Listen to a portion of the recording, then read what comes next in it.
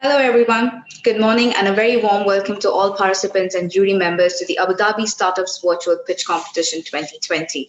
My name is Kritika, and I will be your host for today's event. Let me first start off by saying thank you to all our participants for patiently waiting for today's competition. As we all know, AIM was originally scheduled to take place in March as a physical platform with the competition, and it was since postponed due to COVID, the pandemic outbreak, and the nationwide lockdown.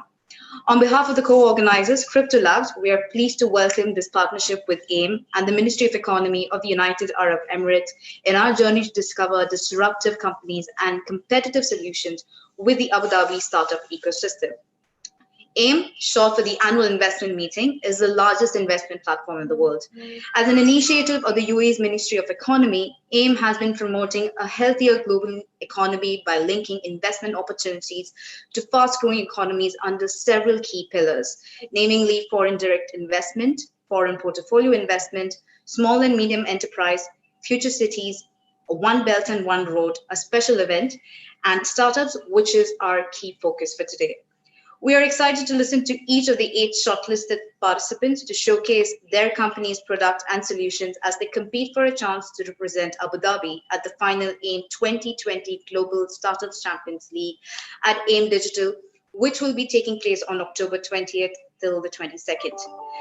To basically officiate this competition, I would like to now welcome Mr. Mohammed Jamal Al Sadi, who is the Director for ISDB Regional Hub.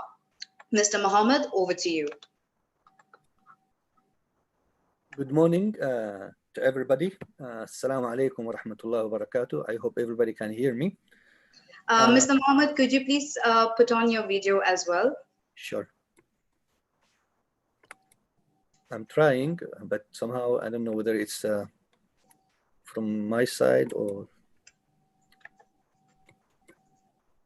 Yeah, okay. It's working now. Okay, so again, sorry about this. So good morning to everybody again, and assalamu alaikum wa rahmatullahi wa barakatuh. It's really an honor and a pleasure for me to join you in this beautiful morning. By the way, I'm calling you from Jeddah, Saudi Arabia. Today is our national day. Despite that, I'm very excited to be with you today.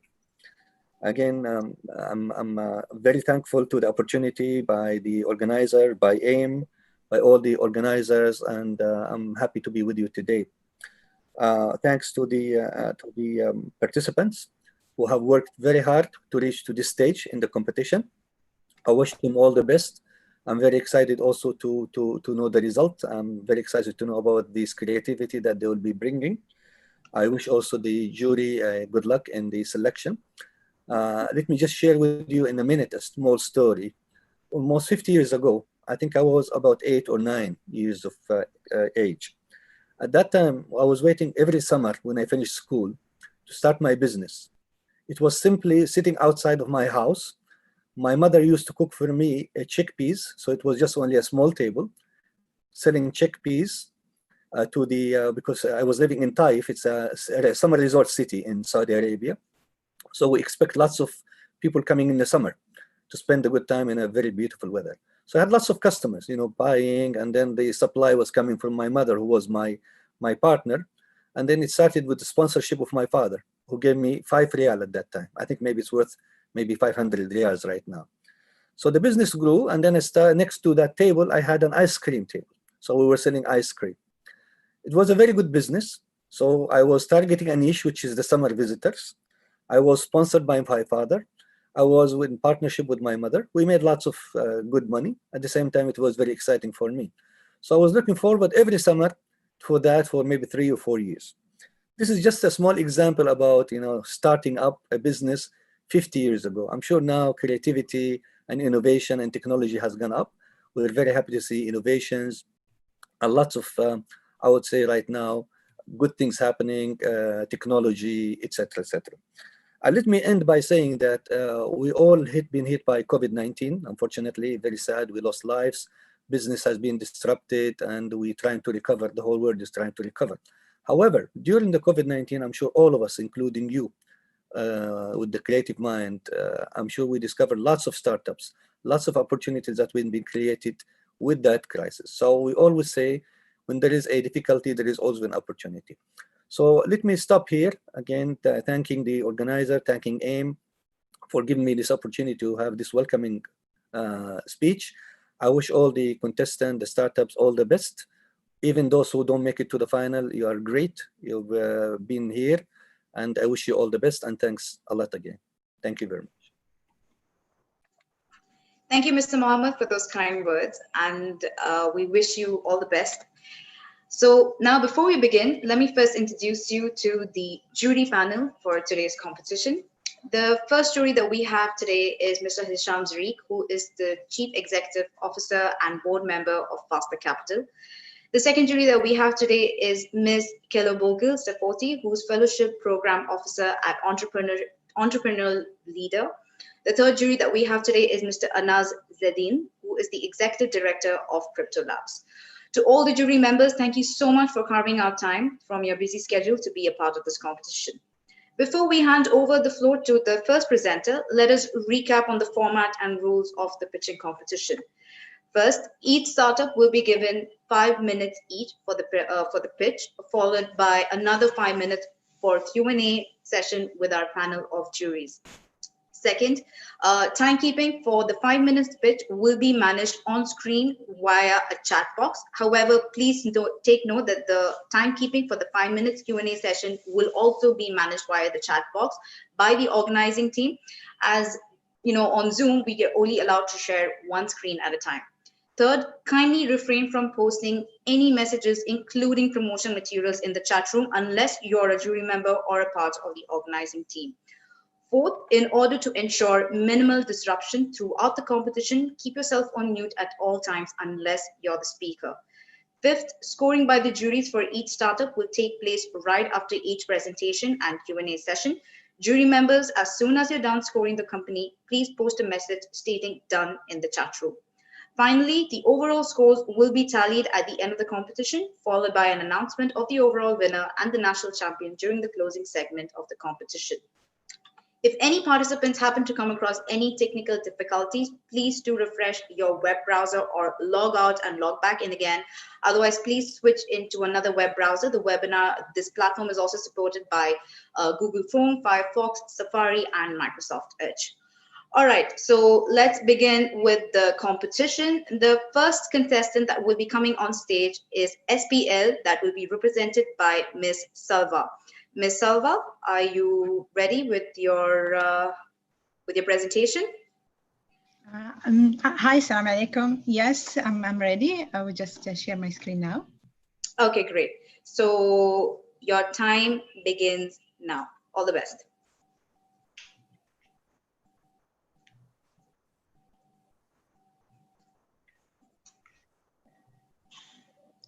Hi, everyone. My name is Salwa Zahmi, founder of SPL Co. As you know, COVID-19 has put a huge pressure in a lot of organizations to accelerate their digital transformation strategy, particularly moving their system to the cloud. However, a lot of them, they fail to do that. And why? Because they still have an old legacy system that built an outdated programming language like COBOL insurance system and banking systems. And also, some of their software has been built by third party where the talent is not there, documentation for these systems is not available as well. Did you hear what happened recently in New Jersey State, where their insurance system wasn't able to accommodate the large number of unemployment requests that being submitted by the citizen to get the government support? And why they're not able to migrate it? Because it's built in COBOL system and it was very costly to migrate it. And here, where we have developed a software solution, which is actually an AI-based patent pending software, which is automatically reverse engineer the structure of this system and help to move to the cloud easily. What does it do? It extracts a very detailed architecture description of these systems and identify which is the part of this software that should move to the cloud. So it gives programmer and project managers insight on the applicability of moving the software to the cloud, which part to move it, and it's give a very advanced visualization that helped me to do their assessment and analysis fastly. Currently, our solution is operational at British Telecom, who has been using it for this purpose of migrating some of their legacy system to go to the cloud. Also, we are about to close a commercial deal with Smart Dubai, and we was able to file 2 patents for this technology. And we have also been won and internationally recognized by winning Global Telecommunication Award and being finalist in DevOps Excellency Award. And actually, this is our fruitful of research work that we currently supported by Khalifa University and EPTEC Research Center. In terms of competition, one thing that makes us stand outside out of the crowd is that we're able to load hundreds of thousands of lines of code and we analyze them in a matter of minutes. That's actually provide more scalability and productivity compared to our competitors. So we're able to reduce cost up to 30%. And that's why when we did actually the POC with the Smart Dubai, it took us only half a day to provide to them what's value they can bring to their organization. The market for our solution is huge. The custom built software market is reached 200 billion. 15 billion is the annual spend in software transformations, particularly moving system to the cloud. Because our systems is supporting currently a specific programming language, was able to capture a market obtainable markets up to 3 billion. Our business model is simple. It is software as a subscription model. We also provide a consultancy services as part of our services to the customer who want to modernize their software. Currently, we are focusing in our UAE government sector because they are effectively moving to e-governments. And by doing that, they are depending on third party to develop their custom built software. And because of the increase of this volume of custom software, there was a need for such solution like us, that SPL, to help them to govern and having a cohort control of this huge volume of custom built software in case if their third party move outside of the band of the markets. We then plan to expand to MENA region and also globally by partnership with the consultants company to sell our tool as part of their service and international collaboration. Our team have more than 100 years of combined experience in ICT. Myself has more than 13 years in developing softwares and managing a lot of software projects at the same time in AI and deep learning. Also, my team have their PhD and MSc we done it in the same area. And the team is really mixed up of multiple talents in software and ICTV, IC project management. And now is the investment opportunity for you. We are actually looking for funding that help us to expand our initial customer base. Where actually we want around $400,000, and that will help us to acquire 8 customers and make a revenue. That revenue will help us to cover our cost for the first 12 months. And then we are planning to go for the second round of funding, on higher valuation for our company. And we have a very breakdown of where the investment will gonna be spent. Mostly is gonna be in supporting the deployment of our solution in the customer side and accommodate any customization required if needed, and also support our sale and grow our sale opportunity. Thank you very much. Thank you, Salva. That was a great presentation. And now I'd like to invite our panel of juries for the Q&A session. A gentle reminder, the Q&A session will only last for 5 minutes. Our organizers will be posting reminder messages in the chat as we approach the end of the 5 minutes allocated. So please be on the lookout for that. Jury members, are you on stage right now? Mr. Anas, Ms. Kelly Bugil, and Mr. Hisham. Salva, you can stop showing your screen right now. Yes. And come on camera. Yes. All right. Are the jury members here? Yes, we are. Thank you. All right, great. Yes, we are. Now begin with your questions. Mr. Hisham, would you like to begin with the first question? No, sorry. I mean, I just joined, so I mean, I wasn't able to join from the beginning. So I will have to pass right now because I mean, I wasn't able to join this. My questions would be meaningless if she has explained them already. No problems. Then we will proceed to Ms. Kelly Bugel. You may proceed with the first question. Thank you so much. So the first question I have for you, and really good presentation, by the way. I quite enjoyed your presentation. Why is this so important? Why is it so important for you to solve this problem? Come again? I didn't hear you well. So my question is, why is this problem important for you to solve?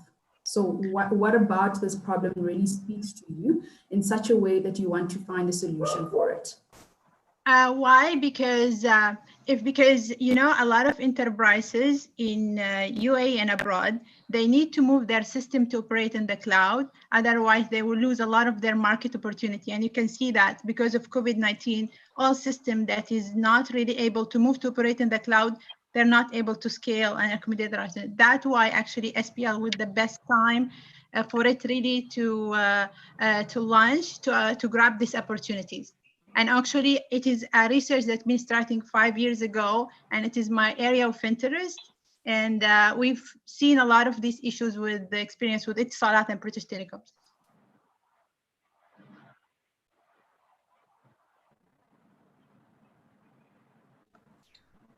Do we have any other question, Ms. Kelly Bugil? Has she answered your question properly?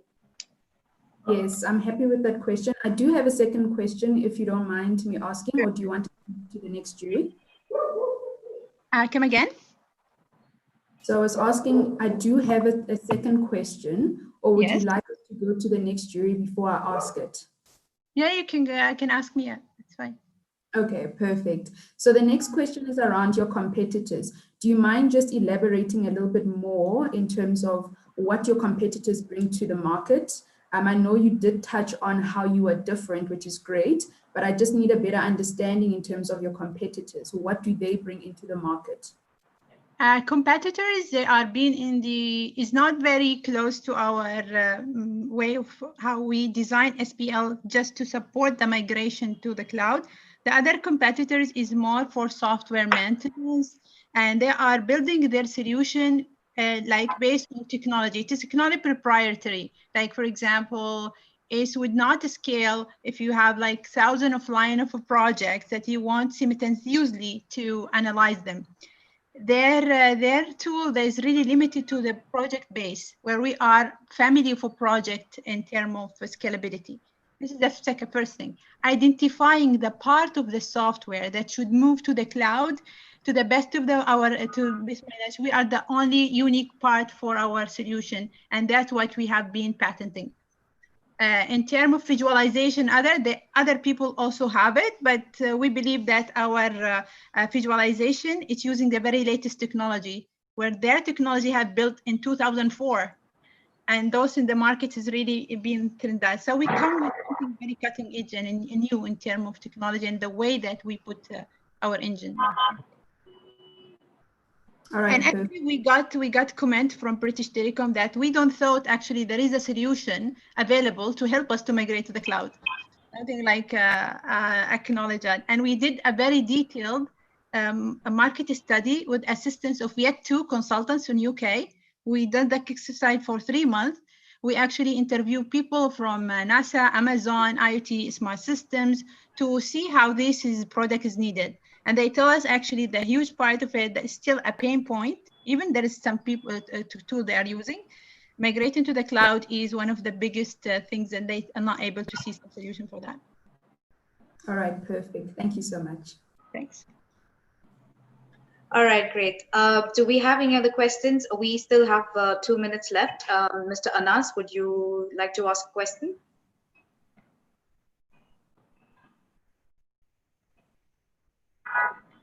Yeah, hi there. Just a very quick question in regards to, so I understand about the competitive advantage, but basically, like what, I know you've done some forecasting and then you've looked into the industry overall, but what other sources of potential clients can you onboard, and what necessary funding would be required to continue to sustain that in the event that you're not able to fully monetize? Actually, our type of customer is, we are actually B2B. So all customers, they are doing custom build software. It is our customer, despite of the verticals. Usually telecom is our current entry for the markets. Smart government entities. It's for us, it's really meeting with the CIO and those people senior inside this software. They will definitely sense the need for our solution. Currently, even we have like 300,000 K fund we receive, and we are helping us to acquire our first customer, for example, Smart Dubai, that we are negotiating the commercial deal with them. That money that we actually, at least we need around $200,000, $400,000 to just to back if there is a customization need. For example, we was approaching a government entity in Abu Dhabi who asked us that your solution is perfect for us. We will use it for some software solution that we have, but we need a parser for another language. Yeah, is generic. It's about plugging multiple parser for C language, C++, or binary. That's why when we are requesting for investment, actually we want the investment to support us to do this additional implementation to support other customers. And we got the same thing from the government entity who want actually Python parser to audit the software code that they are looking after and third party is developing for them. Ms. Salwa? Yeah. Ms. Salwa, sorry to cut you, but your time is up. So we will now have to basically proceed. Okay, so now for the movies, we would now ask you to please proceed to score the startups. You may drop a message in the chat room once you have done evaluating the startups. And yeah, so once all the juries have put in done, only then we will proceed to the next startup. All right. So thank you very much, Salwa. Great presentation and all the best. And thank you very much for all the feedback provided, juries. You may now proceed to evaluate.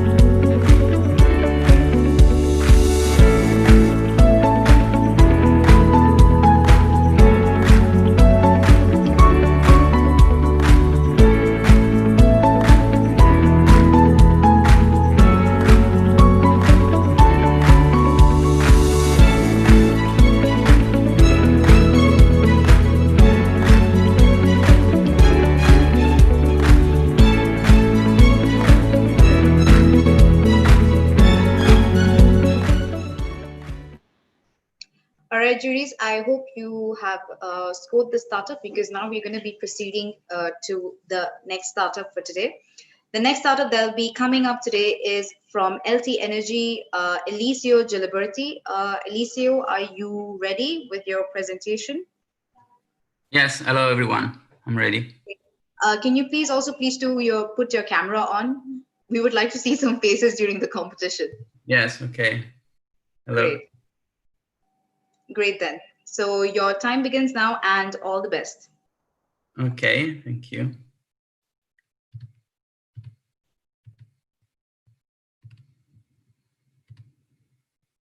Okay.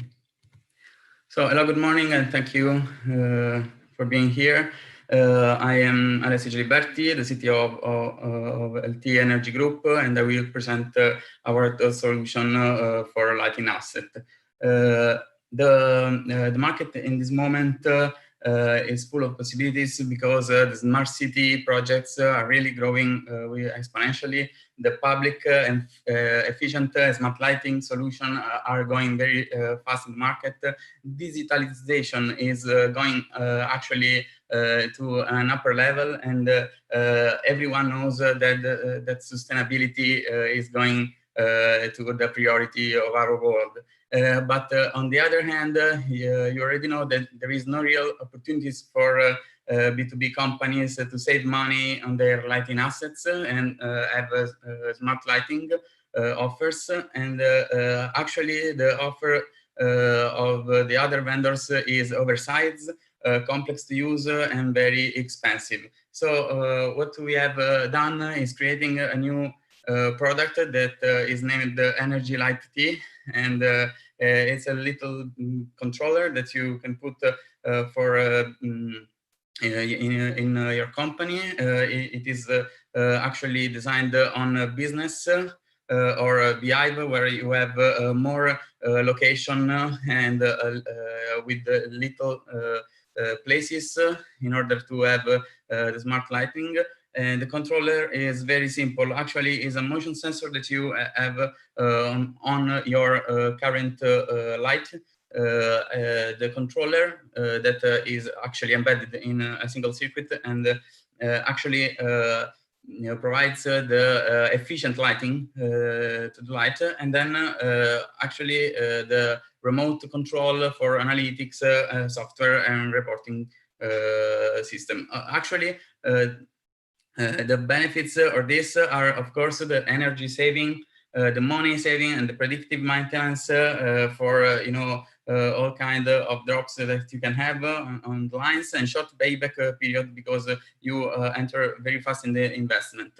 This business model is very simple. Also, you just take the hardware. We sell the hardware actually, and we monitor all the systems and provide everything to the customers.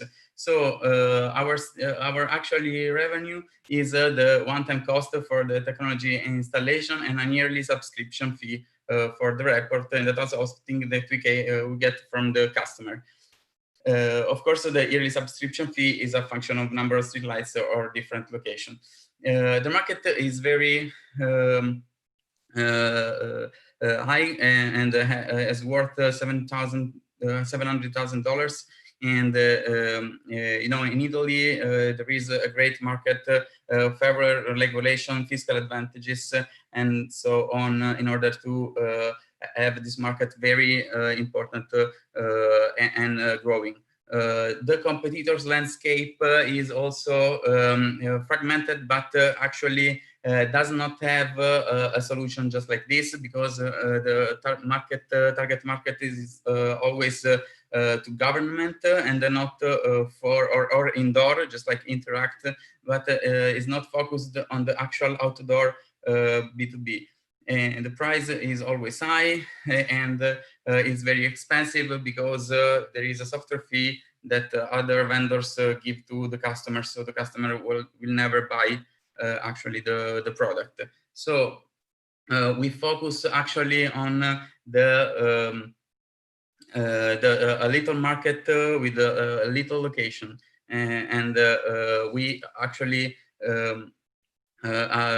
speak with the decision maker of the companies. Our solution, as said, is very simple compared to the others, and we already had a lot of discussion with the facility managers that confirmed that asset lighting is very important from their factories. We are a team of 5 people, and I'm the CTO, and I'm driving all the company with our team. And actually, the product is already quite completed, and we're going to accelerate in the next months.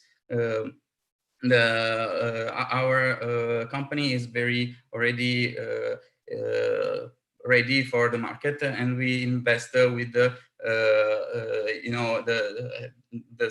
assets and the team implementation and marketing that will be required for for everything. Okay, I finished. Thank you for listening to me. Thank you very much, Alicia. That was a great presentation. Unfortunately, we couldn't see you on screen. All we see is just the color orange on your camera. But okay, yeah, but now, but now we're going to be proceeding for the juries. Juries, are you? Can I please have you on stage, Mr. Hisham, Mr. Anas, and all right, Mr. Hisham, are you ready with the first question? Yeah. I mean, I have several questions. Is for what? To allow them to control and measure what they are using there in their offices? No, we are also selling the hardware. The hardware is built from us, and we sell the hardware, and the software remains to us. I mean, the monitoring, the operation part is ours, and the customer will have not to understand the complex softwares. The customer will not need to have some technical figure in his factory. Maybe he doesn't need it.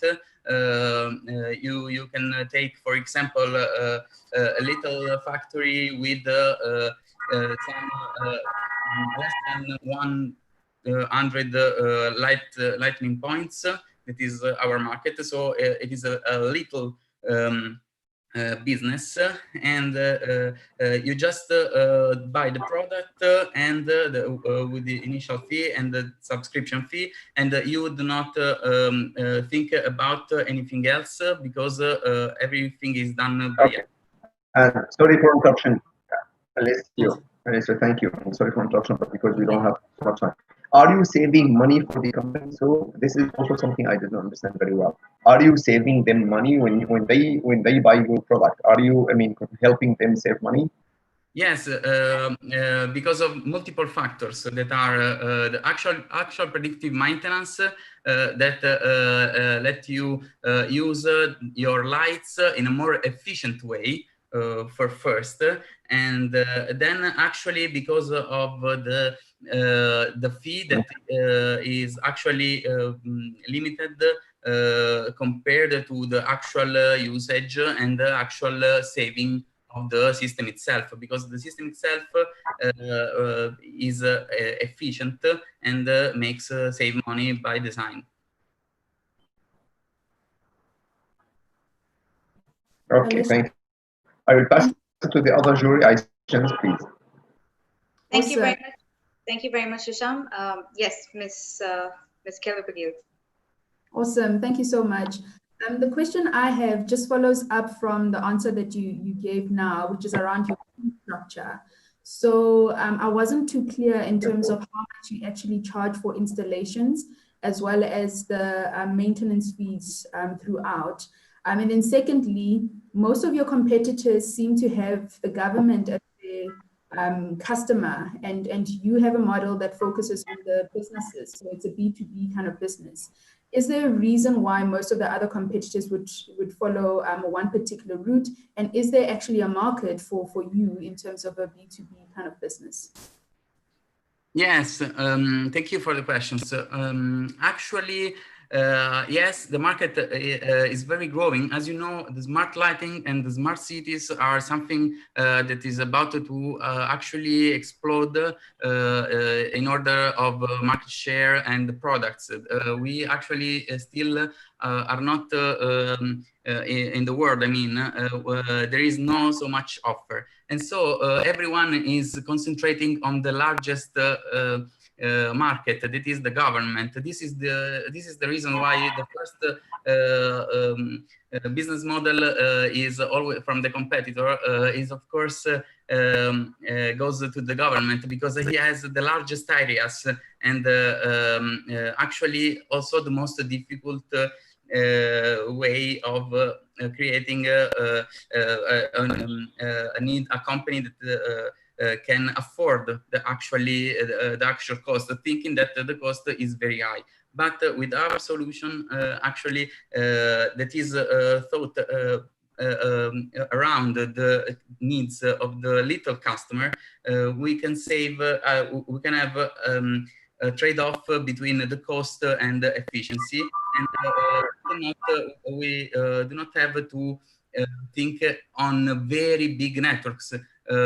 Just think about a city. A city is very spread, needs an infrastructure that is very different of that we're going to implement in a little customer because of course, technical facts. So actually, there are multiple reasons why the market is very agile, and now is very open to new ideas. And this idea is actually to concentrate on the little business factory and the little business customers, and not the big one, the biggest ones that everyone can think of. I hope it answered everything. Yes, I do see that we are out of time. I just wanted to quickly find out about your costing. So how much do you charge for installation, and how much do you charge for maintenance? Yes, actually, this is not yet something that we are provided, because the actual design is being perfected in the next months. I mean that we must, before having the actual cost, we must think about the circuit implementation and the actual cost of the hardware, and then make a business plan. We already have it, but of course we will have the effective cost that can sell after we have the first proof of concept that we will make in next June. All right, Mr. Licio, your time is up, and we will now, and also thank you so much for your presentation and for the feedback. I will now request the juries to please go and evaluate LT Energy. You have 2 minutes to evaluate the startup, and then please to put in done in the chat box once you've done scoring. Thank you very much, Eliseo. Thank you too. Thank you. Goodbye, everyone.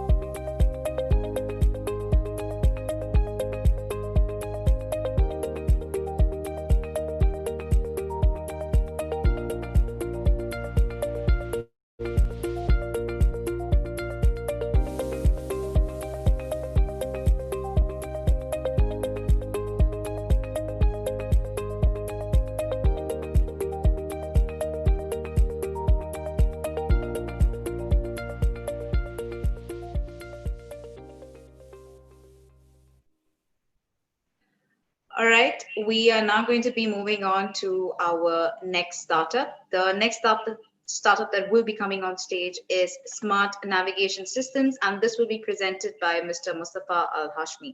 Mr. Mustafa, are you here?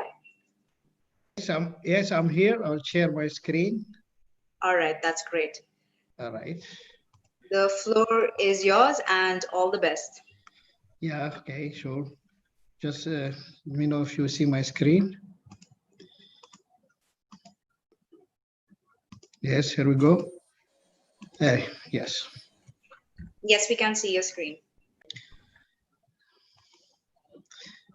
We help organizations to to have better understanding using the satellite imagery. Hi, my name is Mustafa Al-Hashmi. I'm founder of Smart Navigation System. We have a product, Eagle Eye. The big data is getting bigger because part of it is from the satellite imagery that's increasingly in daily basis, increasing in quality and quantity. It has a lot of information and knowledge. Once combined with the other data, it gives a lot of value. Our solution is the Eagle Eye, is a product that providing analysis and result of analysis of this satellite imagery to the government sectors. We have a dedicated team, expert platform, developing application, use cases oriented for the government authorities. So we give them the big understanding as a service out of the big data, enabling them to perform well in decision-making and services. The local authorities are working in citywide, like the municipalities, where the federal authorities, ministries working in the countrywide. We help them to perform better and improve their services, and the happiness index covering different sectors according to the mandate of the local authorities, including environment, health, utilities, marine economy, and civil defense, multi-sector. We already developed a use case, for example, the vegetation for agriculture, sand dune cover for the highway and the railway, the oil spill for the marine, and the built up areas for the development, as well as the disaster recovery for civil defense and homeland security, building update and building permit verification for the municipality, and also monitoring the heat water from the power generation. We have a common methodology for all of those use cases that can be started from the image requirement, image rectification, filtering the cloud, pre-processing the image, getting the image into the cloud processing using deep learning and AI, extracting the features, do the segmentation, converting to vector data, doing the change detection, and getting out the results and the reports and the understanding presented in portal or the database that data can be derived. We are building a platform that allows our customers from the government to see their use cases. The use case develops once, but utilize many ways and different locations. Presentation is being put as a result of understanding and analysis. On the portal, the market size of this remote sensing is increasing to 38 billion by 2026. There are around 200 authorities in UAE and 1,000 in the Gulf. And there are many outside. We are looking at 5% of the market share. We will make the revenue mainly from the platform service subscription as per the use case used, per space, to also developing the template for the output in the map portal, and we developing the algorithm and models for the use case to analyze that pixel, that wonderful information in the pixel size. So our story is the idea started early this year, and then we went to the competition of UAE Space Agency, presenting this wonderful initiative. We became a winners out 150, and the quarter three worked into developing more than 10 use cases. We got the market validation. We built up the partnership with the stakeholders like MPRC and other technologies. This quarter, we already started now in the first important use case, which is extracting the building from the satellite imagery for base map update. And now in 2020, we will look at the other use cases, prioritizing according to the impact and the readiness. We have a wonderful team, which is full-time, led by me, quarter of century of experience with the government. Martian is with us here today, more than 40 years in relevant experience, full-time, dedicated. Ahmed is our expert in the IT, user interface and application. We have a wonderful AI expert, Ahmed Mohammed. So we got a wonderful expert in the cloud solution architect, Ahmed Hussein, and we have a wonderful engineer in aerospace engineering. We are summing up more than 100 years of relevant local experience. We are asking our partners to participate with us with $70,000 that we will use it into the marketing and sales and operation, as well as into the development of the platform and the models and the algorithms.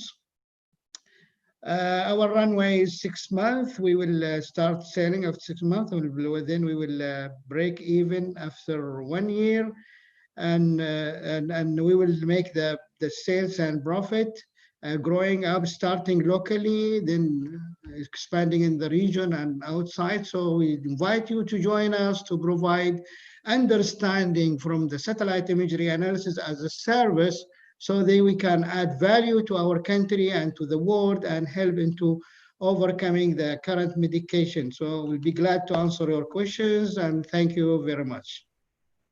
Thank you very much, Mustafa. That was a great presentation. The floor is now open for our jury. Mr. Anas, would you like to ask the first question?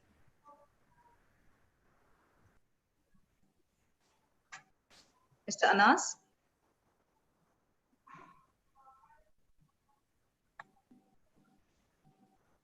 I think Mr. Anas is probably having some technical problems. I think he's gonna speak now. He has an issue with the microphone, I think. Okay. Then we can move on to the next jury until Mr. Anas comes back. Mr. Hisham? Yeah, thank you. So thank you for the presentation.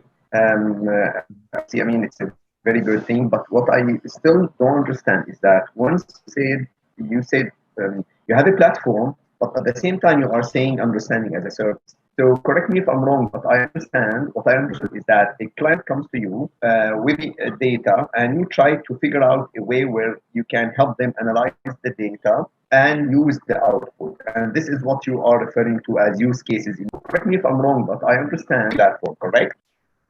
Yeah, correct. You are correct. Actually, we are working with our partner, Mohammed bin Rashid Space Center, and the government has a lot of another receiving station. So the government is collecting a huge amount of satellite imagery. And now we are helping them as a bridge to help the government by analyzing this satellite imagery through the cloud processing, working with the government, looking at their mandate and developing that application for the use case oriented for that client, that customer from the government. So we are, the data is available free from the government. My question. Sorry for interruption. So my question is, how do you scale?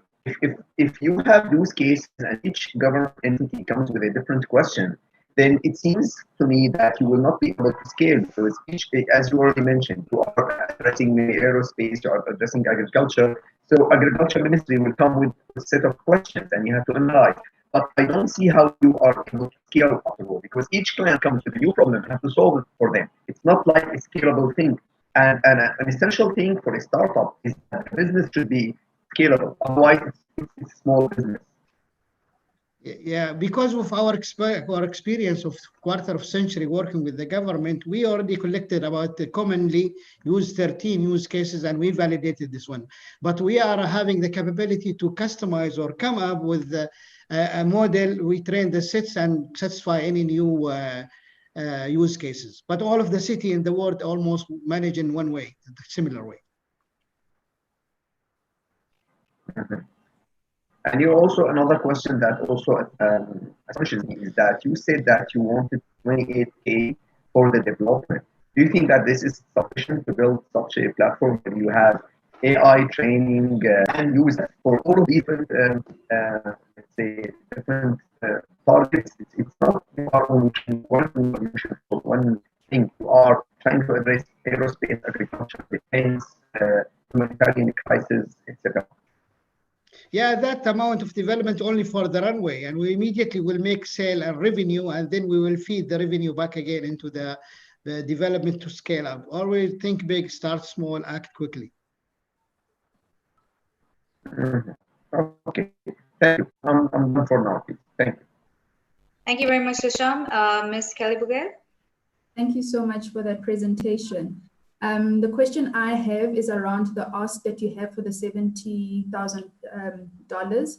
I want to know, what marketing plans do you guys have in place? So what do you do in terms of your marketing plan? What is your plan around that?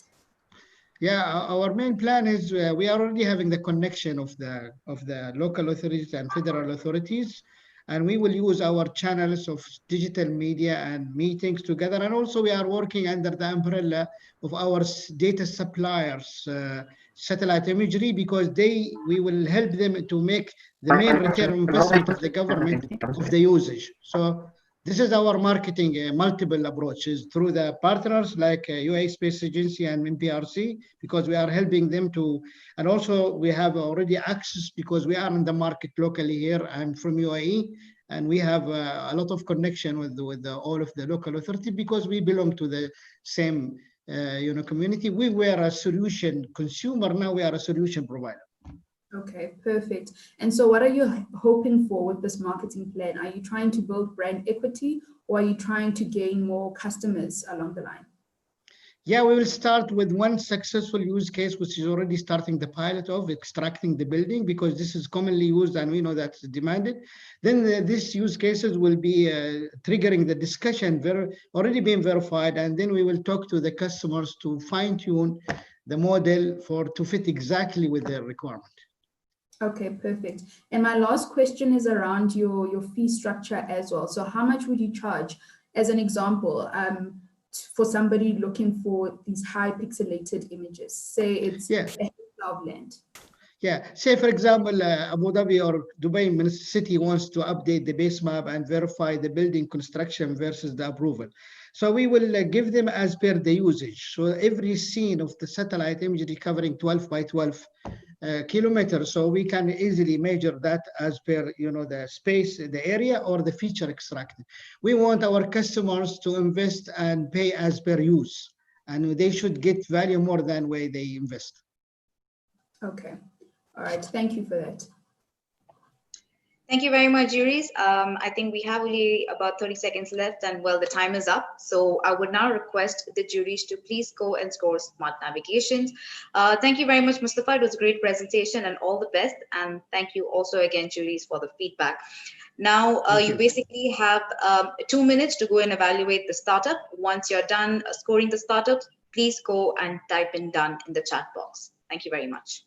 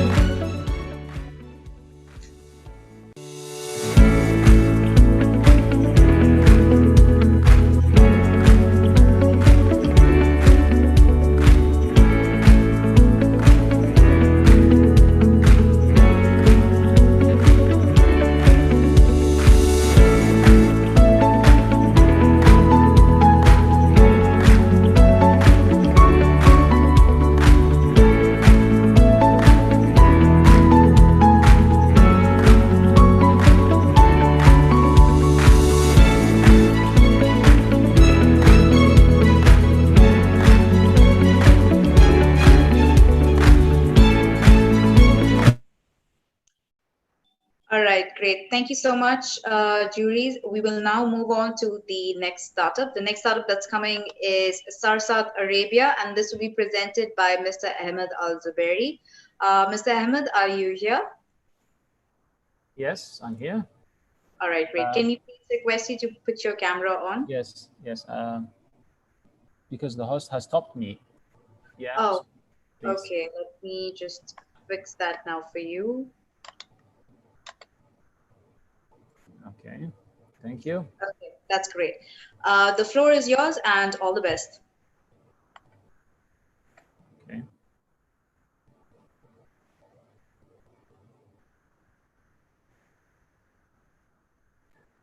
Hi, my name is Ahmed, CEO of Sarsat Arabia, and we provide high resolution and continuous satellite imagery.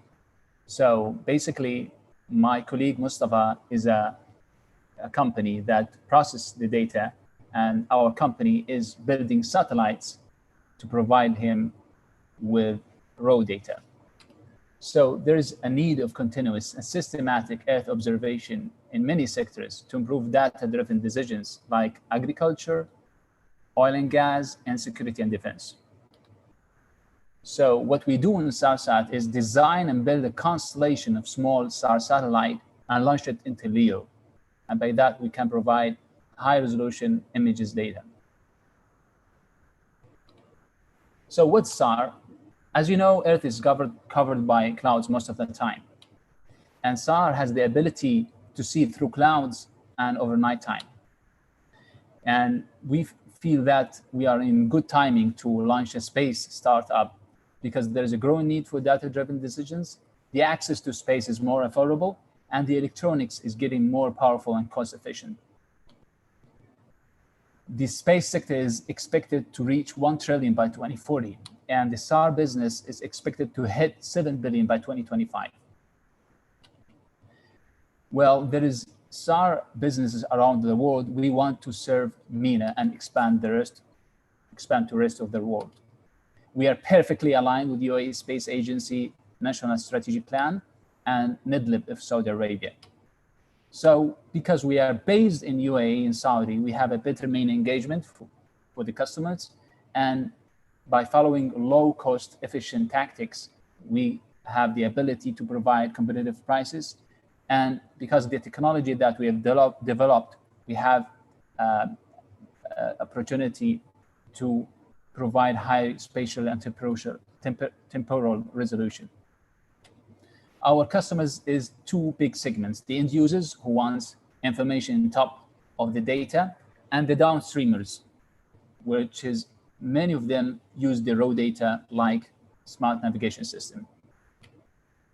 We are aiming to launch a demo mission by the end of 2021. And to do that, we are focusing more on the payload design, and we're performing in-orbit tests for the JNC code. And guess what? We perfectly and successfully launched a demo mission through airborne test, and we have beautiful images, SAR images, and we are meeting the customers like Mustanada and Adafsa. And in parallel, we are launching a system architecture and downloading a perfectly images from Aqua satellites for the test. We are grateful to our partners, UAE Space Agency, and we were able to secure a pre-seed grant from Taqaddam of KAUST, and we have a partnership with Meta Sensing. We're seeking more partnership. So our philosophy of the fundraising is using the fundraise to achieve a milestone, and that milestone will eligible us to go for the next round of investment.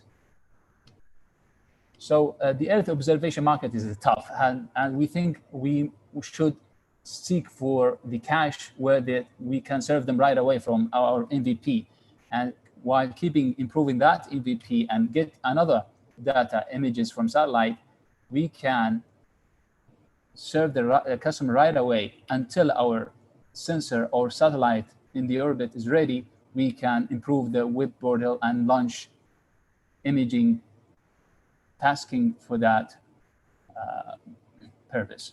So So our final product would be a constellation of small SAR satellites. We believe that our team skill set is a good start and fully dedicated to this startup. We have a perfect team members who worked in Boeing, SARI, and many space sector. One of our advisors is Mike Ings, a godfather of SAR instrument and SAR business in South Africa, and also Mohammed Mubin and Prashant Marpoor. This is our business development advisors from Airbus, CAX, OneWeb, and also WIDIA. We are grateful to our mentors from UAE Space Agency, and also what the most important thing about the investment, we seek an investment of $1 million US. Most of it would go to the technology and logistics and digital development. And we try to be accurate in that using costing tools. Thank you, and help us to improve life on Earth. Thank you so much.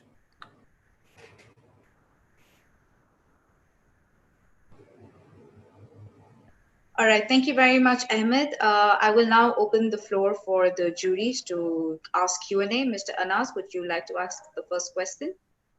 Yes, thank you for the presentation. Can you hear me, by the way? Because I was having some issues with my mic. Yeah. Yes, we can. So the first question, just very quickly, in terms of the MVP that you have right now, are you relying on your own hardware, or is it, are you going to be capitalizing on the hardware of others for this service? Yes, so we are focusing more on the payload design, because the payload is what does the mission. And for the host spacecraft or satellite, we will outsource the bus or the rest of the components that support the payload, which is perfectly tested and has the heritage. Like SARI satellite has the heritage of space flights of more than 20 years. So by focusing on the payload, it would focus our resources, team skill set to be perfect in the value added, which is the SAR payload. So in short, we are focusing on the payload. We're relying to our technology that we are developing in-house, and by supporting from our partners like Meta Sensing, and outsource the rest of the satellite, which has the heritage, space flight heritage. Second question, if you don't mind, just very quickly, in terms of the Earth observation market, it seems to be very crowded, and there's a lot of entities that have been involved in the sector, you know, from the US and Europe and China and others. And so you're basically competing with them. How are you exactly going to overcome that, irrespective of the funding that you get? I think your first round, you mentioned $1 million. Yeah. That's going to be for the technology aspect of it. But by the time you get the funding and then you start developing that technology, how would you position yourself to have gained some sort of advantage by then in comparison to all of the competition that you have globally? Yeah, this is an important question. So we focus to be as a local provider for such sensitive service, especially for the security and defense. Those type of customers who they have the, well, let me say, the big pockets, they tend to have the service provider inside their borders. And we have been approached by them, not us. Once we appeared in Shark Tank, they just call us and say, we have this, could you help us in that? We said, okay, we're not ready, but we can help you, that Iridium can help you. They say, okay, we don't need foreign providers. And that, we understand that we can play very perfectly by enclosing and serving the local security customers by pitching to them that we are local providers and we can help you better than the global ones. This is what we are positioning ourselves. That's why we call ourselves Arabia to create emotional relationship with the customers. And then when we think that we have the ability to expand, we will expand globally.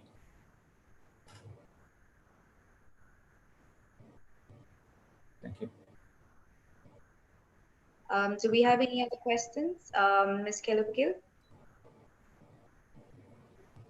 Yes, so mine was also just related to the competitor matrix, but I think they've answered some of the questions. It was more around what is the pricing around, or what are the price points of the competitors, because you spoke about how you'll be coming in and be very competitive from a pricing perspective.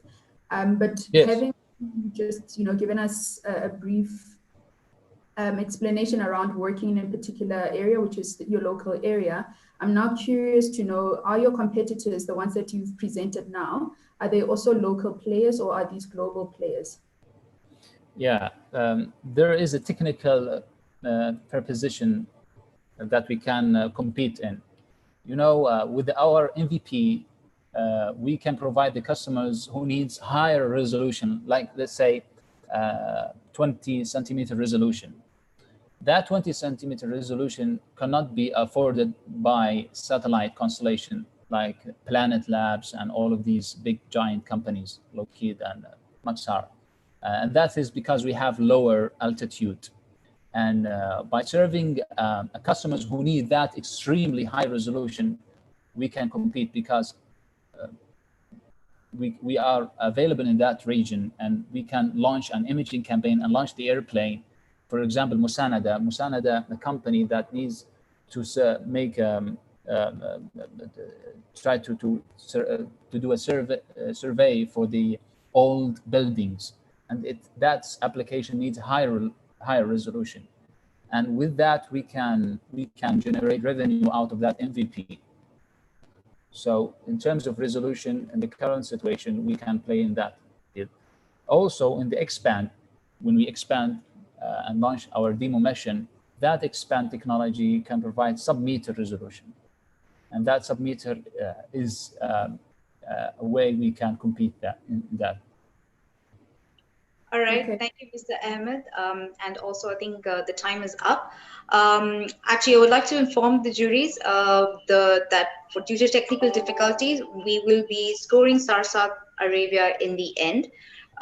So for now, we will proceed to the next startup. Thank you, Mr. Ahmed, and thank you all juries for your feedback. The next startup that will be coming up on stage is ACI Biod, that will be presented by Mr. Tadashi. Mr. Tadashi, are you here? Yes. Can you hear me? Yes, that's great. The floor is yours, and you may now proceed to present. So let me share my screen just a moment. Hi. By the way, our company name is AC Biod instead of ACI Biod.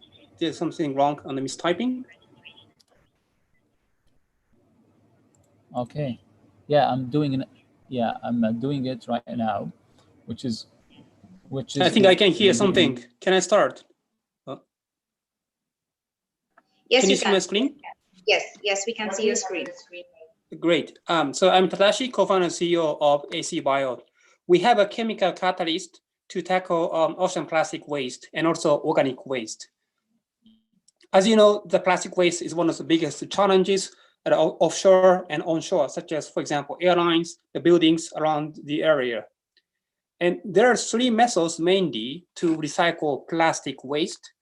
Material, such as to make clothes or gloves, and thermal is burn the waste to generate electricity or heat. And then the chemical recycling. The chemical recycling that we do, and it's still starting in the world right now. The problem is that a lot of waste, such as food waste or organic waste, are mixed with plastic. Therefore, it is quite difficult to separate them, clean them up, and mechanically recycle. So most of the waste go to incinerators, but it is then along with dioxin, greenhouse gas emission, tar, and that is quite expensive, CapEx and OpEx. It's cost hundreds of millions of US dollars to build and maintain these plants. On the other hand, chemical recycling is a decentralized solution. and it's much lower temperature, so lower capex and opex, and turn the waste into biofuels, carbon or virgin plastic materials, rather than sending it all the way from one place to another. So we have already commercialized chemical catalyst that is to carbonize organic waste mixed with the plastic. So we don't need to separate between them. And we have a partner to make machines such as mixer that can accept up to 24 tons per day. This is how the carbon looks like. The carbon is in the powder form. You can touch without any problem. So advantage we have compared with our competitors are mainly four in a nutshell. It's a decentralized solution. So clients can save waste shipment cost because we can do on-site, and also waste tipping fees. We can save energy around 50% because the lowest temperature of the reaction in the world. The reaction itself is zero greenhouse gas and zero dioxin, so it's an eco-friendly solution. Last but not least, you can sell the carbon generated in powder form, for example, to chemical companies, catalyst companies for several industrial purposes. So this is more details. We often get questions, for example, to compare with incinerators pyrolysis or compost, which is like a biosystem. So in the greens are our advantages. So as I mentioned, we can do on-site, the low temperature in the world, as well as more efficient than compost or bioprocess of the waste treatment, because we can do around up to 24 tons per day and takes only a few hours to recycle. These are applications of the carbon generated from the waste. We can use, for example, as a biofuels for biomass, a power plant, or waste to energy. We can also make bioplastics from the waste, or activated carbon, which is the industrial product for the industry and manufacturing. The market is growing on food waste or plastic waste treatment. It's going to be 19 billion US by 2026. So our business model is like an espresso coffee machine. That means we manufacture and sell the machines and the chemical catalyst. And because catalysts are consumable, so you can buy as a subscription model. Potential clients are waste management, food, real estate, like high-rise buildings, municipalities, resorts, islands, and ships, and more. So traction we have so far is that we have already commercialized our chemical catalyst and want to expand our business in the region as well. We got several LOIs for the business. We are also collaborating with several universities, such as Osaka University in Japan. We got awarded by several prestigious organizations, such as Think Beyond the Plastic in the US, Solar Impulse Foundation in Switzerland, and also University of Cambridge. So this is our last slide, and the team, we have 5 members with a combined of 100 years in the industry. So I myself used to work at the private equity in this field, and we have 4 engineers, Dr. Atsushi, Robert Farah, as well as Professor Nishiyama as an advisor. So we are looking for expanding our business in the region and also in the world, and we have already raised $1 million US for R&D. Thank you, and I'm happy to answer your questions. Thank you very much, Tadashi. That was a great presentation. I would now request our juries to come on stage. Mr. Anas, would you like to proceed with the first question? The first question, just to make sure I understood correctly, you said you have already raised $1 million? Mm-hmm. Okay. Have you deployed that capital? Have you put it to use yet? We are now using for R&D and business development of the chemical catalyst we have already commercialized. You have already commercialized? Our product, yes. We already sold to a food company in Japan as the first client. Do you have it in your slides, just like a sample of what that looks like again, just to make sure that I understand this correctly? Mm-hmm. So our products are the machines and chemical catalysts in powder form. So it looks like this. It's within a 40 feet container size, and it's an on-site treatment of the waste. For example, just next to a factory or within the commercial buildings, for example. So this is a commercialized machine already that is in use. How long does it take to process? If you put in waste, that's a combination of organic waste and plastics. How long does it take to separate? It takes only a few hours. It's very quick. Okay.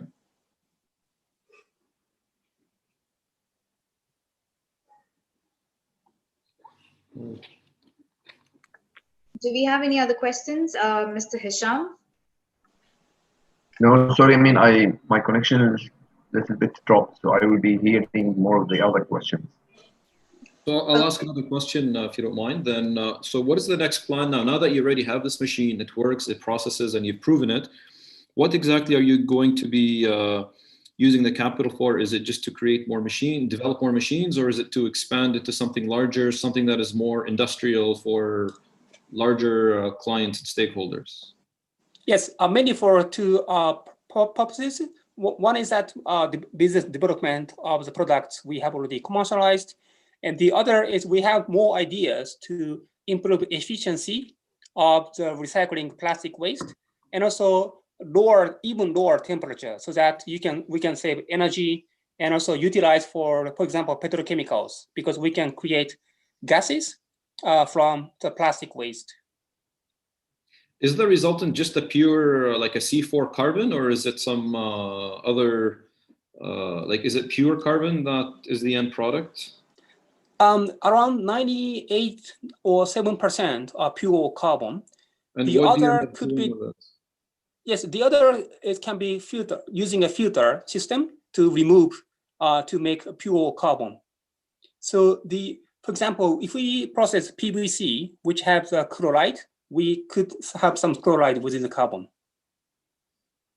Okay. But the important thing is that we do not create any CO or CO2, which is a greenhouse gas emission, because we create only nitrogen and water along with the carbon.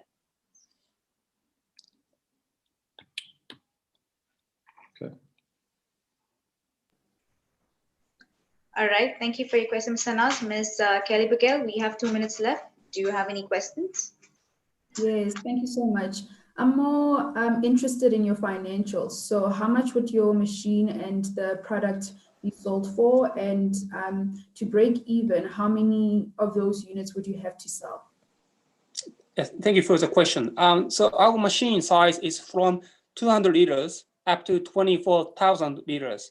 So the price range from $100,000 US up to 1.3 million US dollar. The break-even point will be within 3 years, according to our financial forecast. And the payback period for the client is between 4 and 7 years once they purchase this machine, because they can save shipment cost and the waste tipping fees. So the payback is not bad as in this field. All right, perfect. Thank you so much. I don't have any other questions. Mm-hmm. All right, I think that's about it. We can now proceed with scoring the starter. Thank you very much, Mr. Dashi. Thank you for the presentation, and thank you, juries, for the feedback. Juries, you may now proceed to score AC Beyond first. We have now SARSAT that's reflecting in the portal. So once you've scored AC Beyond, you can then proceed to score SARSAT Arabia as well. So we're going to give you a time window of about 2.5 minutes. So please score, and once you're done scoring, please put in done in the chat box. Thank you very much.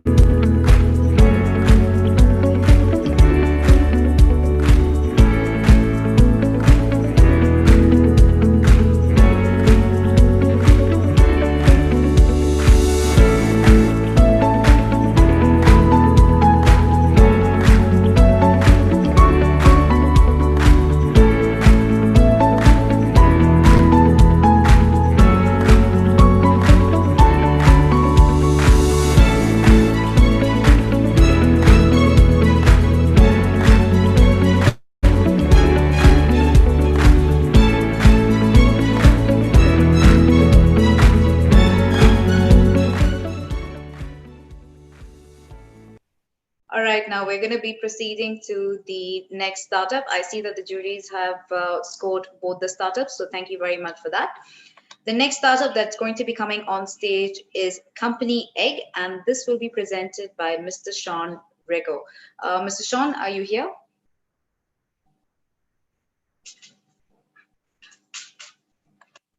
Mr. Sean?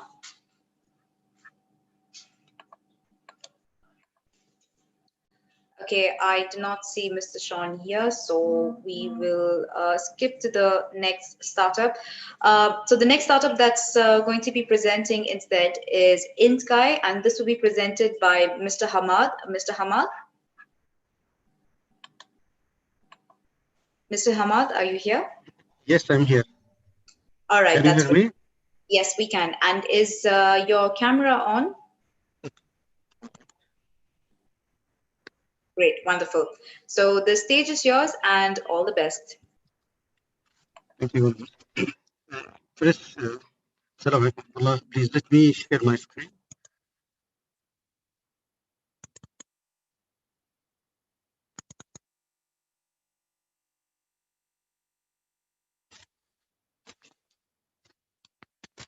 Hello, everybody. I am Hamad Taneji, Emirati inventor, and my company is in Sky Green Tech, a newly established innovation company, and would like to introduce my innovative product, Dynamo PV, which is an advanced solar photovoltaic module developed for the aim of high productivity of solar energy but at lower cost.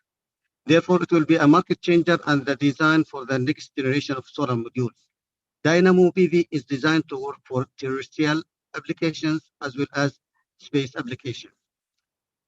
As you know, many applications on Earth or in space are relying on the use of photovoltaic solar panels to generate electricity from sunlight to run their electrical equipments. In addition, it's very helpful in reduction of CO2 emissions, global warming, and their negative consequences on our planet.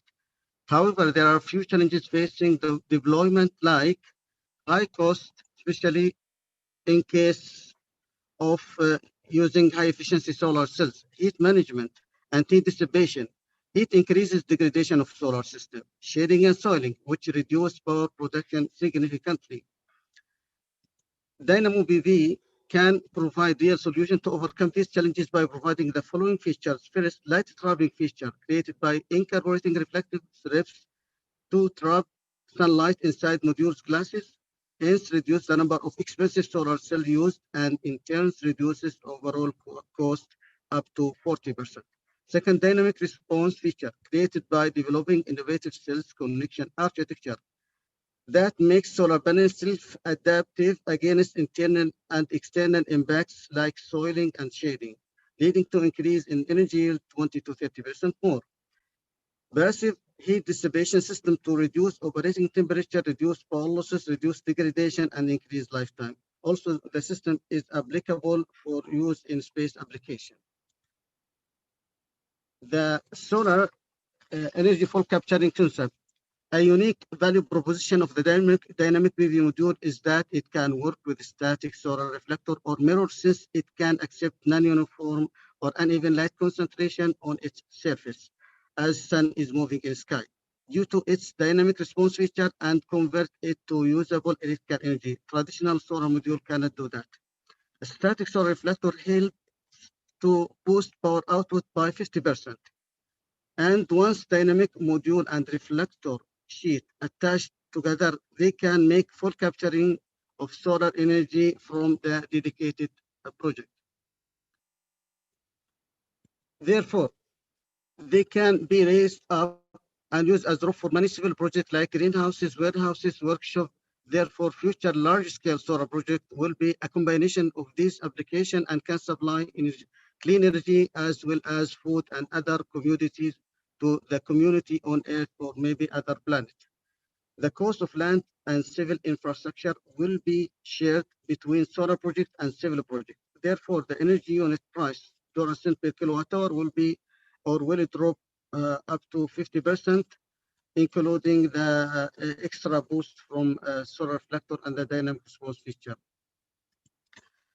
Our target market and market size is also sharing the traditional photovoltaic project market, which is accounted for 120 billion in 2019. calculated annual growth rate 4 to 5%. We are focusing also on the emerging market like solar system for space applications for satellite and spacecraft. Also solar system as a rooftop for electric vehicles and drones. Also solar system as building material that can produce solar energy. The readiness of technology for mass production prototype is made, tested, and innovative feature approved. Offer for production line is received. Invention is under patent process in some countries. And this is the picture of the real prototype. Also, the international I received an international awards in 2020, one in the top summit in Abu Dhabi, and the work in progress with UAE Space Agency and Crypto Labs. We managed to establish a new company in Sharjah Research Technology and Innovation Park called Sky Green Tech. We are in discussion on boarding the product on satellite to be launched by National Space Center. Also explore incorporation of technology within March 2117 initiative with Mohammed bin Rashid Space Center. Explore producing the technology in the country with collaboration with Strata. Also with academic collaboration with Sharjah University for technology evaluation and publishing scientific papers. The next step of raise fund of $4 million for the following: 1/3 for the production line, 1/3 for the production facility building, 7% for making, testing, and certification of products, 7% for pilot project as an applied showcase project for customer. The conclusion. Okay, we are happy now to receive your question.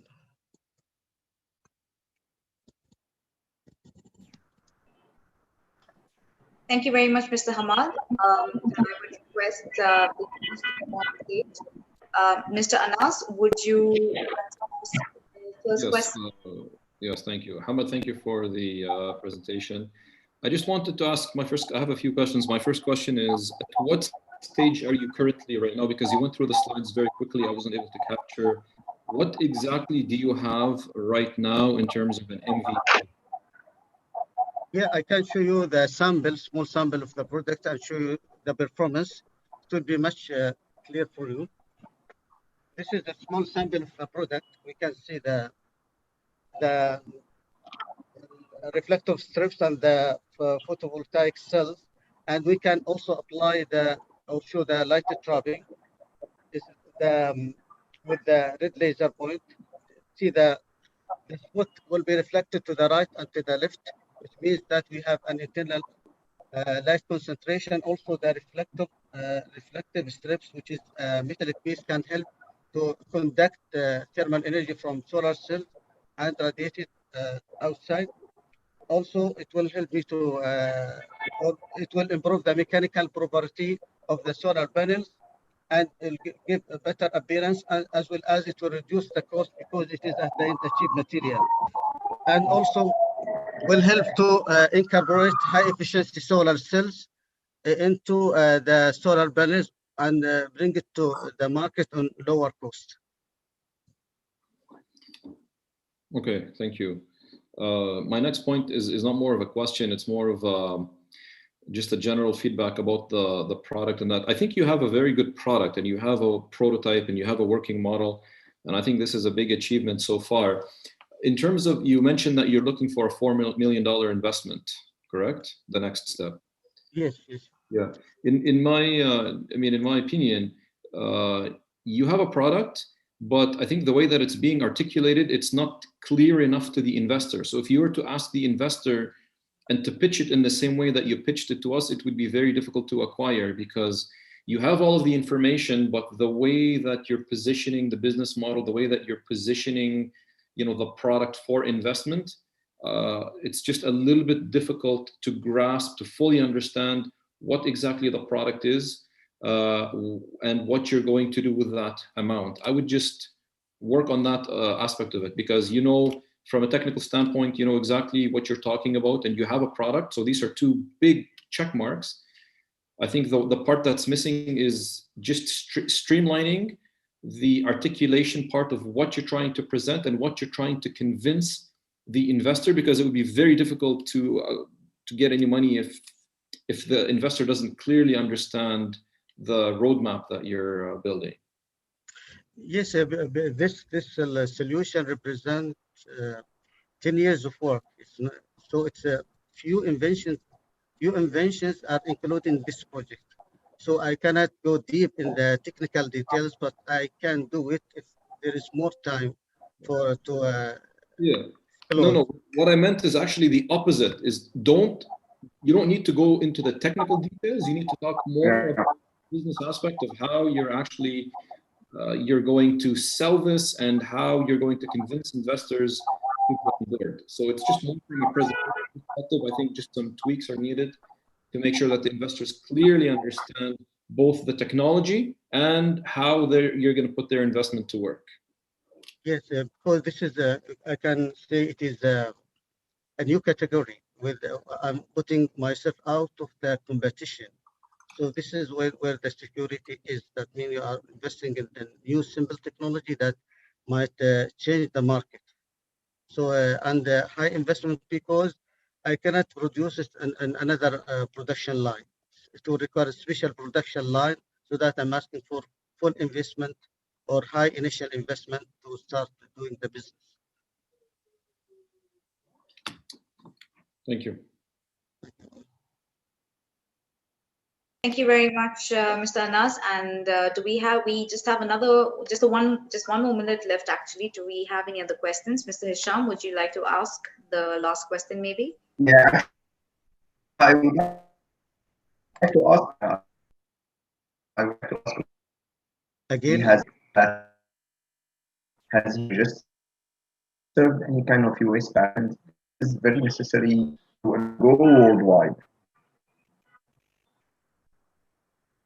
No, again, I cannot hear that. Yes, I think we'll have to repeat your question, Mr. Hisham, again, and we can give another minute for that. So my question was actually,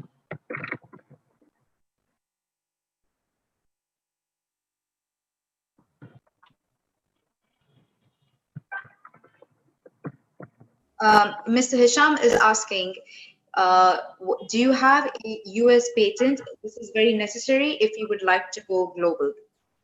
Mr. Hamad? Yeah, I'm an inventor. I have several inventions. I have received a patent on other inventions, but this is a recent one, a new one, latest one. So it is in the process.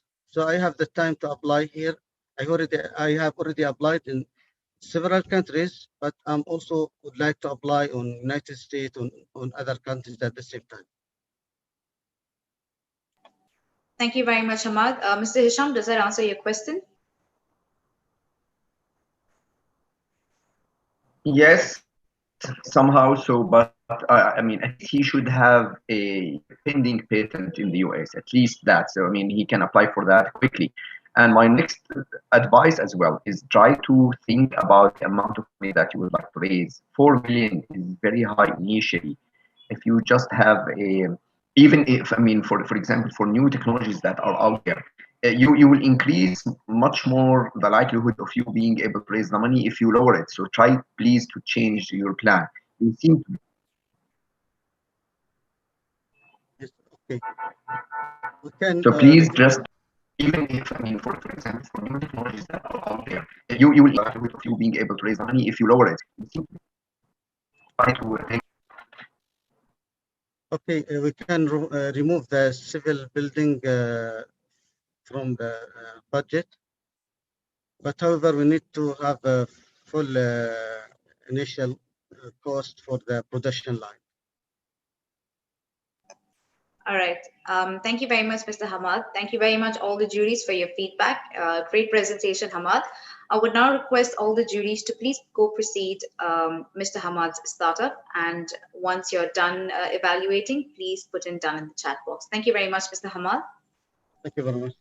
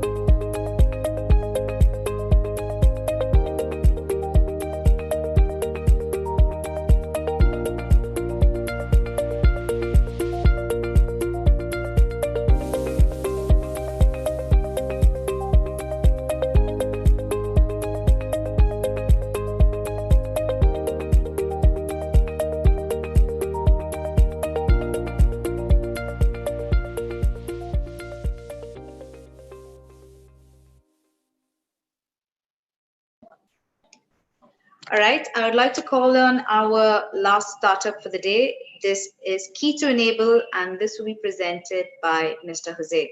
Mr. Jose, are you here? Yes, I'm here. Let me share my screen. All right, perfect. I will leave the stage now, and the stage is yours. All the best.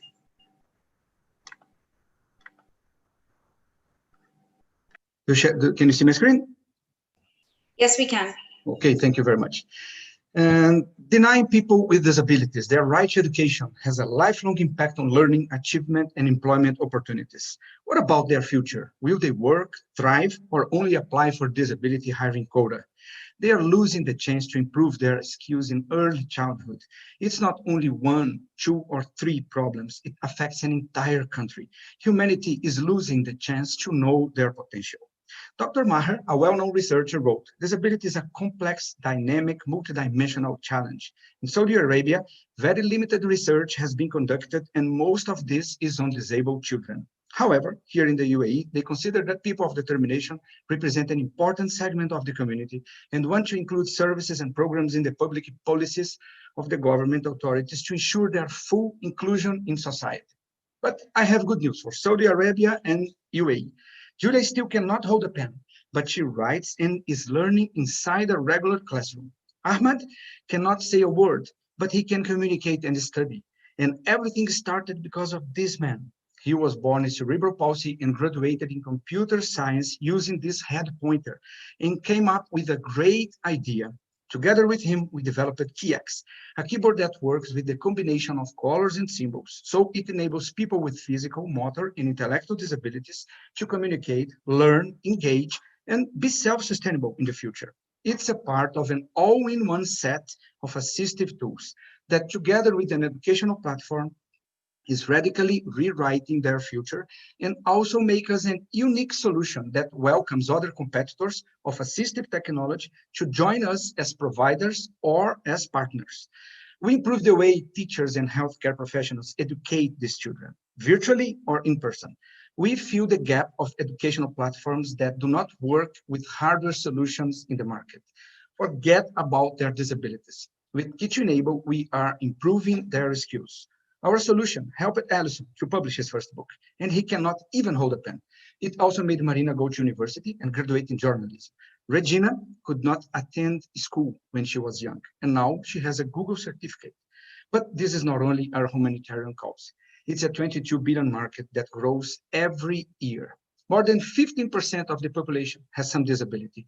In the UAE alone, we have thousands of students waiting for our solution. And if we go for only 10%, we are talking about a 30 million market for the next 3 years. In the MENA region, multiply this by 20. But are we profitable, scalable, and predictable as a social impact venture? Of course we are. Our revenue comes from direct sales plus monthly subscription plans that we call accessibility as a service. They vary from 200 to 2,000 dirhams per month, depending on the demand. Working with this model, we finished our year with more than 5,000 users, 400 schools, and 600K in revenue last year. Bootstrapping there in Brazil. We can't manage what we can't measure. Our all-in-one solution collects data to improve customer satisfaction, scalability, and predictions for other assistive tools development to enhance their skills using artificial intelligence. It was possible because of our fantastic team with more than 200 years of experience in only that picture. I have been working in technology since 1981, always as an entrepreneur, and had 2 exits in Brazil. Marcelo, William, and Alexandre have been working in sales, technology, and in the educational field for the past 20 years. Shrital Kumar, ex-Mubadala Financials, joined us, our team 2 months ago. And here is our tech team. You name it, and they will build it. Of course, we have the woman power in our team. They are our inspiration. They ask and we do. And we are asking for 600K to repeat the success we had in Brazil, but in a super fast way, because the solution is ready. And we just need to create more content in Arabic and build our UA team. Although we have already some traction here in the region. But let's tell the truth. Every competition should have resilience. And now you have Jose that is dedicating his life to this amazing community. We won first place in the Global Social Venture competition, competing against 700 startups from all over the world. Special Olympics Innovation Challenge here in Abu Dhabi. And we are the actual winners of GITEC Supernovas Future Stars in Dubai. I want to thank AIM and the jury members for this amazing opportunity. The UAE refers to the people with the special needs of disability or disabilities as people of determination in recognition of their achievements in different fields and the importance for the economic development of a country. Together, we can make the future possible for all these kids and hope they will work inside our companies or also start their own entrepreneur journey. Thank you very much. Thank you very much, Jose. That was a very nice presentation. I will now request our juries to come on stage. Ms. Kelly Bugel, are you ready with your first question? Yes, thank you so much, Jose, for your presentation. Can you take us through the process around how your product actually works? I think you touched on a few elements. So you spoke a little bit about AI, you spoke about it being an educational tool and so forth, but it's not very clear. Can you just take us through a process of how somebody would actually use the product? Yes, perfect. Actually, this is KX, and it's one part of the assistive technology that we have. Actually, together with all this, we promote the possibility and we enable children or people that has not physical or motor disability or have a physical or motor disability to be able to use technology because it works as a keyboard exactly the way that our keyboard works. So if you have a keyboard and a mouse, that we have this in our solution, you can do whatever they want. But we also welcome other assistive technology inside our KX, our keyboard. So we connect them to the keyboard. So we attend almost 90% of all disabilities inside rehabilitation centers and schools because of that. So it's a complete set of assistive technology with educational platform, okay? Okay, I think I'm still a little unclear. So is there supporting software that they'd be reading off of and then they get prompted to select certain answers, or how does it work exactly? Okay, the hardware part, it enables people, for example, that sometimes can only blink an eye. So even if they blink this eye, we enable them to use technology, a computer, for example, okay, a laptop. Inside the laptop, we have a software. And this educational platform that we have, we teachers and healthcare professionals build tasks and activities for them. So they are able to communicate and also learn. They can engage, they can play, they can do what people without disabilities can do, you know? Of course, it works without software because it's like a keyboard. But with the educational platform, we can do whatever they want. That's why we are inside rehabilitation centers and the schools. Okay, perfect. Just one last question then. So as they're using this keyboard, do the educators get some kind of report to find out how they've performed, and do you assist them with this? Or would the schools then need to just get somebody to interpret the kind of data that is being produced? This is our goal. Actually, we get data while they use, because as we have the hardware, we can measure their development. And while we measure their development, we are building a data repository of that. And of course, we also have the reports for them so they can understand what are the best other tasks and activities that they can do to this child.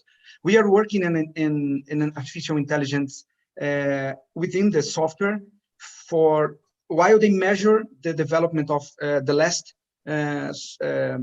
task, for example, the software will propose another one. So the teacher will only get the report.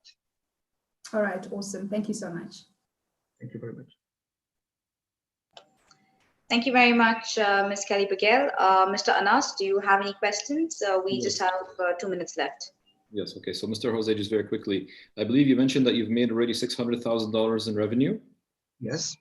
And you're going to be, and you're asking for the next raise of $600,000, correct? That's it. Okay. Is this going to be sufficient for being able to develop, or don't you think you would require something in like the $1 to $2 million mark in terms of scaling up now that you're expanding into the Saudi market and others? Actually, this is a great question, but what we feel is, of course, more money is very interesting, but as we have developed during this COVID time, many other interesting things, and they are already ready there. We just need, for example, to build more Arabic content, and this is not so expensive. So what we are going to do with this is we will bring this to the UAE and of course to Saudi Arabia, for example, and we will deploy, we will make workshops, and we will make pilots inside schools, for example, for 1, 2, 3 months, because this is happening in Brazil and it's working there in Brazil, but they don't know that this is working here. We have some schools and rehabilitation centers, but it's not enough. We want to make a noise, you know, about this. And we have, and we understood together with the financials that 600K, it will be okay for the next at least 6 to 7 months to put all this working. Okay, very good. Just one quick question then on that. You mentioned that you charge a subscription fee. So to the schools, do you sell them the device and then bill them a subscription fee, or do you give the device and you just collect the subscription fee? All the business model that we constructed and is already working in Brazil, we have all the solution, because we never know what is the disability that we are going to find. So the school, they don't want to buy this, buy that. And then we provide them with all the solution, and we charge this fee. And if there is a person that needs everything, we can have this for them.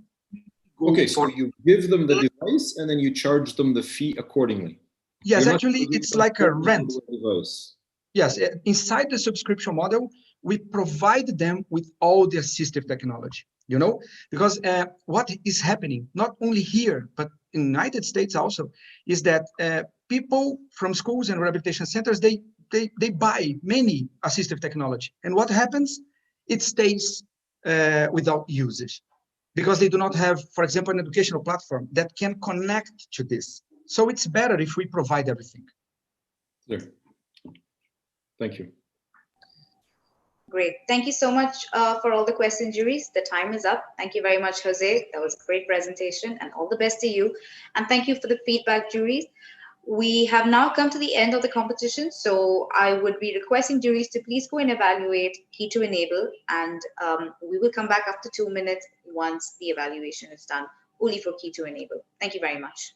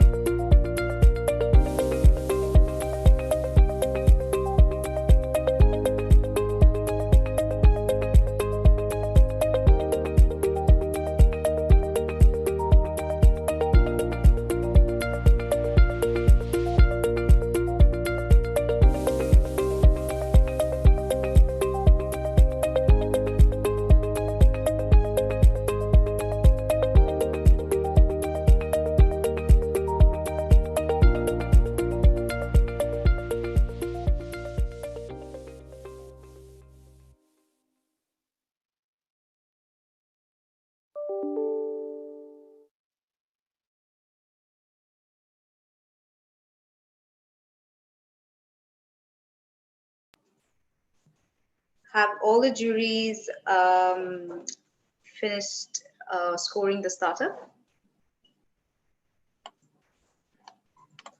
Yes, you're done. Well, I'm done on my end. Okay, fine. Well, we have another startup that's actually that has joined us now. Company Egg, that was initially supposed to be presenting before Mr. Hamad. He's here. Mr. Sean, are you here? Yes, I am here. All right, perfect. Mr. Sean, you are now welcome to present your startup. The floor is yours. Thank you so much. Okay, great. Thank you.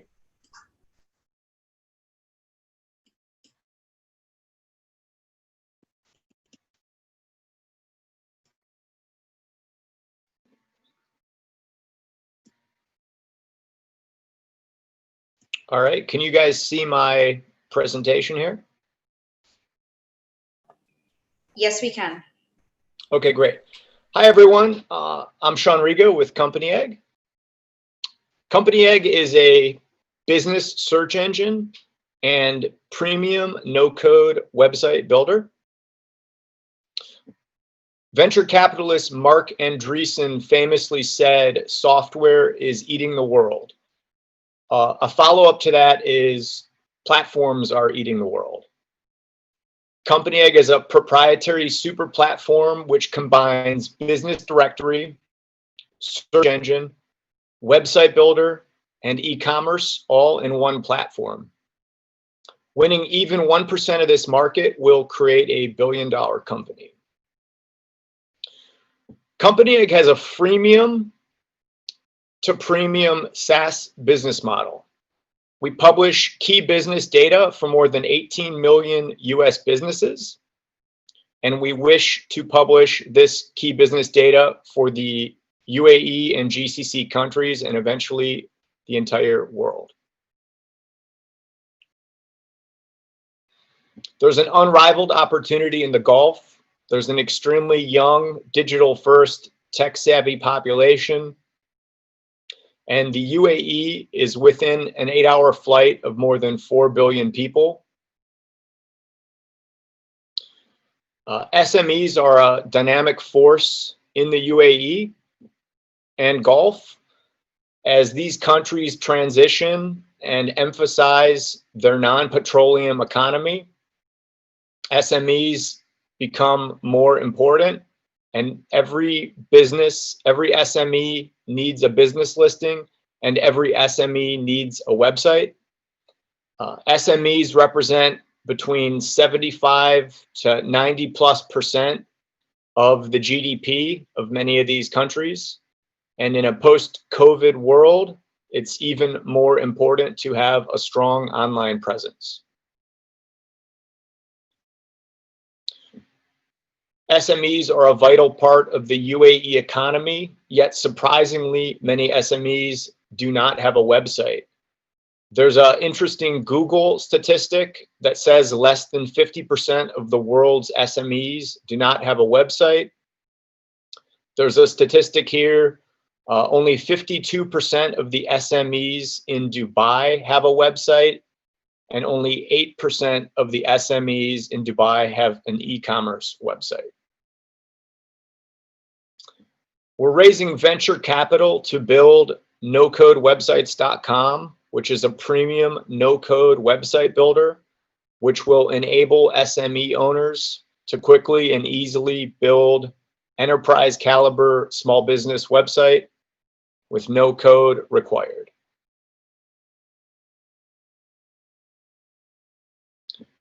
We've analyzed data on more than 10 million websites on our platform with a data set of over 600 million web pages, and we've identified the key features that are required to build excellent websites in an easy to do method. 100% of the websites on our platform will be e-commerce enabled and accept all forms of payment, including credit cards and cryptocurrency. The Company Egg customer journey is as follows. We publish data in a search engine optimized fashion, and all the world's search engines, including Google, Bing, Yahoo, DuckDuckGo, etc., find this content. And when consumers or business owners do searches, their listings show up. They then have the opportunity to create a free listing and claim that free listing on our platform. We verify this data, and at that point, we have them in our marketing funnel. To date, we've had 100,000 US business owners not only find, but also claim their listing on our platform. And we have an extremely scalable lead generation process, and we wish to replicate this in both the UAE and broader GCC. We have a world-class team of in-house technologists. My co-founder, Mike Halverson, helped grow one of the largest business directory websites on the internet and helped them achieve traffic of more than 100 million page views per month of organic traffic. And our advisors include have had exits of more than $5 billion in the last 5 years in both US and UAE companies. We are Company Egg business search engine and no-code websites. And I'm happy to answer questions. Thank you very much, Sean. That was a great presentation. Juries, the floor is yours. Mr. Anas, would you like to shoot the first question? Yeah, sure. Thank you, Sean, for the presentation. My first question is, why would somebody use your platform as opposed to Google? What would convince me as an SME or a business owner or a company using your platform versus all of the substantial amount of data that's existing and everyone already has access to? Incredible question. I didn't emphasize this too much, but our platform is interesting in the sense that we are 100% ad-free and we have zero reliance on ad tech. So the Google question, Google's obviously the 800-pound gorilla in the room. They compete in any vertical they want to. The business listings on our platform load in less than 600 milliseconds with 10 to 12 HTTP requests, with a page weight coming in of around 500 or 600 kilobytes for the interior listings on our site. If you compare that to a Google Places listing or a Google Local listing or a Yelp listing or any of the competitor business directories, you'll find a total page weight of 2 to 3 megabytes, 200 to 300 HTTP requests, and several megabytes of JavaScript, sometimes more than 15 ad units on a single business listing. So the reason as a consumer doing business web searches, you'd use our platform is that it's extremely fast. If you're a business owner, you would claim your listing on our platform. And mind you, we've had 100,000 SMEs in the US already claim and create platform listings on our platform. You would do that because you want to present clean, structured SME data for your business to the world on both our platform as well as in a highly search engine optimized way so that your structured business data can get indexed. And specifically, using non-technical lingo, you want your phone to ring, you want people to visit your website, and you want to generate, inbound leads and traffic. Since Google and all of these other directories rely on ad tech, they're essentially monetizing all of this traffic for themselves. So the narrative from Google is, pay us, we'll deliver you traffic.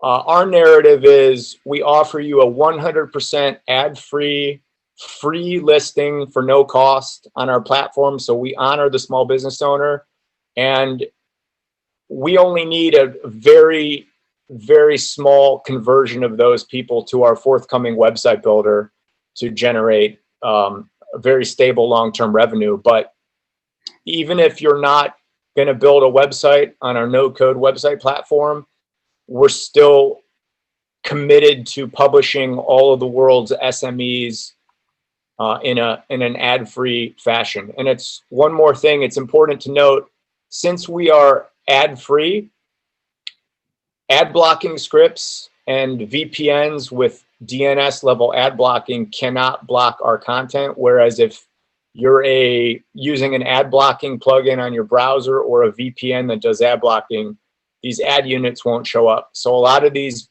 directories now have a substantially crippled business model, and there's quite a bit of legislation around the world related to data privacy, which is deeply impacting ad tech, and we're completely decoupled from ad tech. So we're actually amplified by this increased focus on privacy.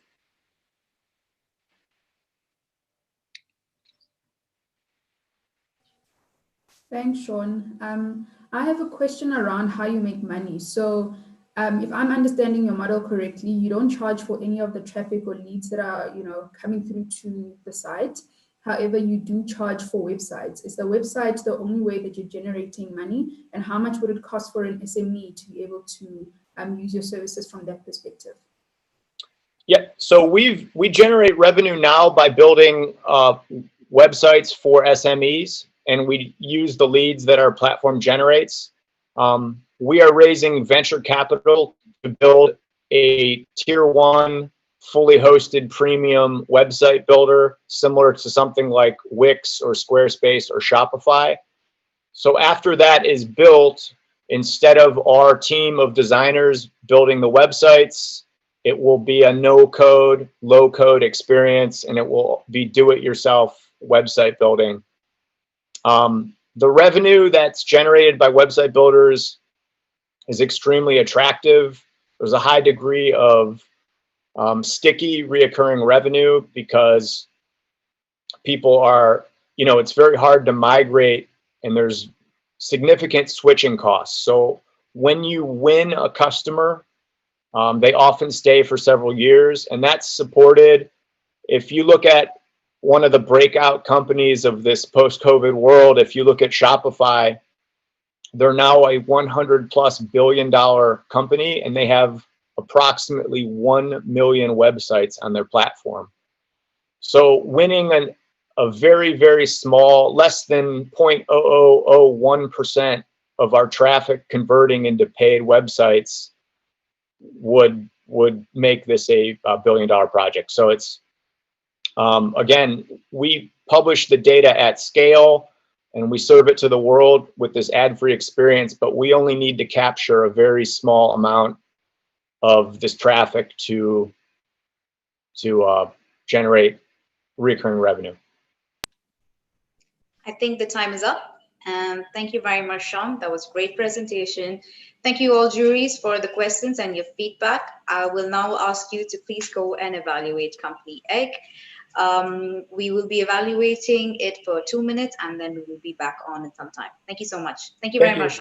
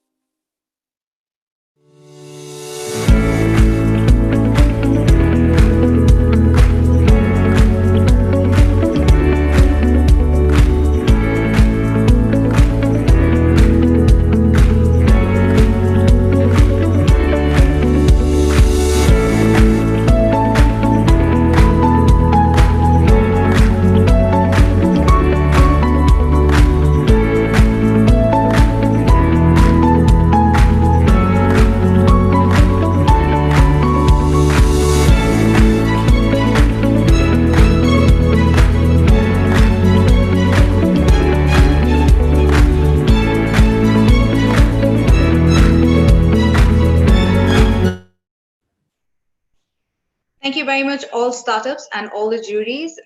We have now come to the end of the pitching session for today's competition.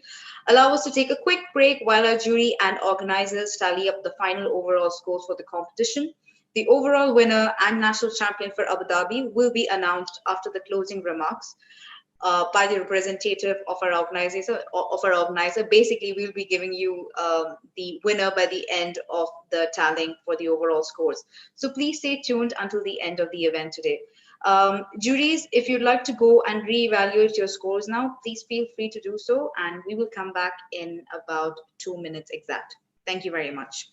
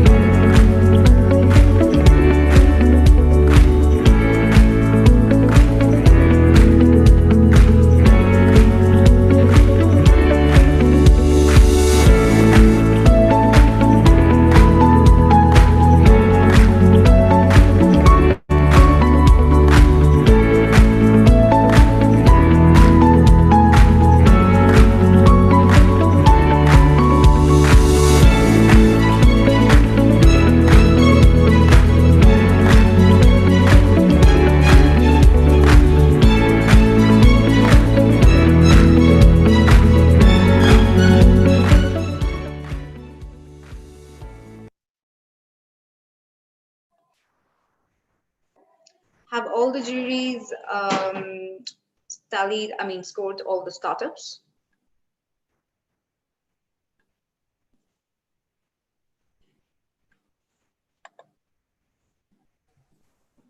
Yes, on my end I have.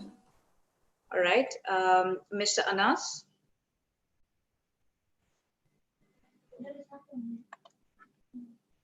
Yes, I'm all done with my scoring. All right, that's great then.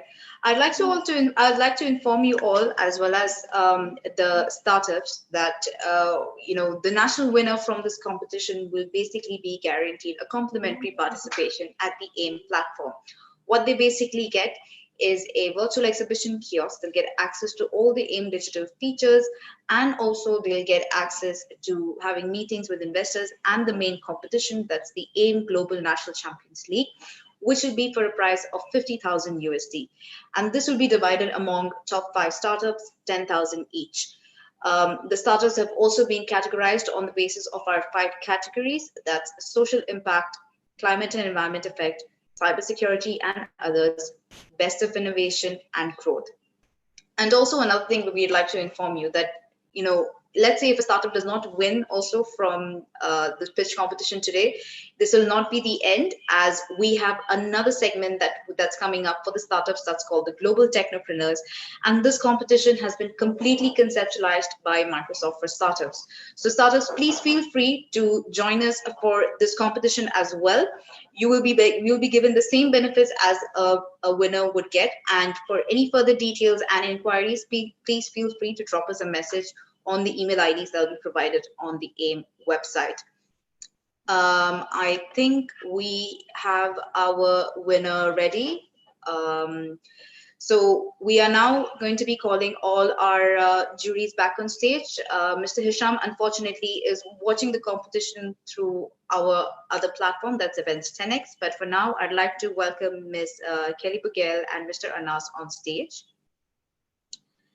And now for the much awaited moment. Overall, I think we had a very competitive pool of contestants today, and all our participants were amazing in their own way, and they all have demonstrated their respective strengths and unique propositions in the sectors they operated. Without further ado, I would like to announce the winner for the Abu Dhabi chapter of the AIM Startups Virtual Pitch Competition. Drum roll, please. The winner for the Abu Dhabi Pitch Competition is Key to Enable. Mr. Jose? Key to Enable is the Abu Dhabi champion for the Abu Dhabi Pitch Competition. Congratulations, Mr. Jose. Would you like to say a few words? Of course. Can you listen to me? Yes, we can. We can see you and we can hear you. This is amazing. This is fantastic. And it shows that we are in the right path, because working with people of determination, sometimes it's very difficult, but we have to do it. We cannot give up. It's something that makes us work and wait for the other day, you know, because you believe that they are there just waiting for the right technology at the right moment, and we want to be that. And thank you very much. Thank you so much, Jose, and congratulations again. And with this, I would like to thank again all our juries and Mr. Mohammed Al-Asadi for joining us today for the Abu Dhabi chapter of the AIM Virtual Pitch Competition. And we would like to now, and like I said, Jose will now be representing Abu Dhabi at the AIM platform. With that in mind, thank you everyone for joining us today. On behalf of the organizers, Crypto Labs, we would like to express our sincere gratitude and appreciation, as well as to the Ministry of Economy, to giving us this opportunity for organizing this competition today. The annual investment meeting is still scheduled to take place in the fourth quarter of this year, that is on October 20th till the 22nd. So please take note and join us at this digital platform. For any more updates and latest developments on the annual investment meeting, please stay tuned on www.aimcongress.com. For everyone's information, a replay of today's event will be made available on the annual investment meetings YouTube channel in due course. Thank you once again, everyone, and have a great day. Thank you very much. Thank you very much. Thank you.